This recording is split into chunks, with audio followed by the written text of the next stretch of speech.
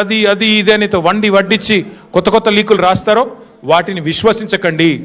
కావాల్సుకొని లేని ఉన్నట్టు ఉన్నాయి లేనట్టు ఏవేవో కథనాలు వడ్డించి రాస్తారు. రేపు దయచేసి అది కూడా సెలెక్టివ్గా రాస్తారు. కొన్ని మీడియా సంస్థలకే ఇస్తారు, ఎవరికి ఇవ్వాలో వాళ్ళకే ఇస్తారు, వాళ్ళ అస్మదీయులకే ఇస్తారు.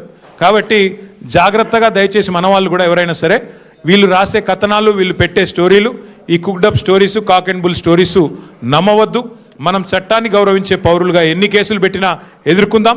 కానీ ఈ ప్రభుత్వాన్ని వారి వైఫల్యాలని ప్రజాక్షేత్రంలోనే చీల్చి చెండాడదామని చెప్పి మళ్ళొకసారి విజ్ఞప్తి చేస్తూ ఈరోజు సంఘీభావం తెలిపిన ప్రతి ఒక్కరికి ధన్యవాదాలు.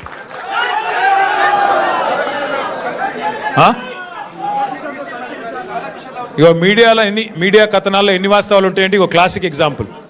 ఆయన ఎవరినో కూర్చోబెట్టి నాతో కలిపి విచారించినట్టు. ఆయన ఎవరు రాని కూడా రాలేదు, మీరు చెప్పేట ఆయన ఆడ లేని కూడా లేడు, ఎవరిని కూర్చోబెట్టలే. గదే అంటున్నా, ఎవరు మనిషి లేడు ఆడెవరు లేడు. మరి అందుకే అంటున్నా, మీరు మీడియా వాళ్ళు కూడా చూసుకోవాలి. ఎవరితోనో కలిసి కూర్చోబెట్టి నన్ను విచారించినట. పురుగు కూడా లేడు, ఆ పోలీసు వాళ్ళు నేను తప్ప ఆడెవడు లేడు. కాబట్టి ఇటువంటి అన్నీ ఉంటాయి. ఇప్పుడు టీవీలో వచ్చింది ఏంటంటే ఫస్ట్ మాజీ డీసీపీ రాధాకృష్ణతో కూర్చోబెట్టి ఆ 2 ఫోటోలు మీది ఆయనది పక్కన పెట్టి అదొకటి పెట్టారు. ఆయనది అయిపోయింది ఆఫ్టర్నూన్ 2 తర్వాత. అంటే ప్రభాకర్ రావుని పిలిపించి మళ్ళీ ప్రభాకర్ రావుని మీరు కూర్చోబెట్టి అక్కడ తారక రామారావు తప్ప ఏ రావు లేడు, నేను ఒక్కడనే ఉన్నా తప్ప ఎవడు లేడు. అంతే మరి.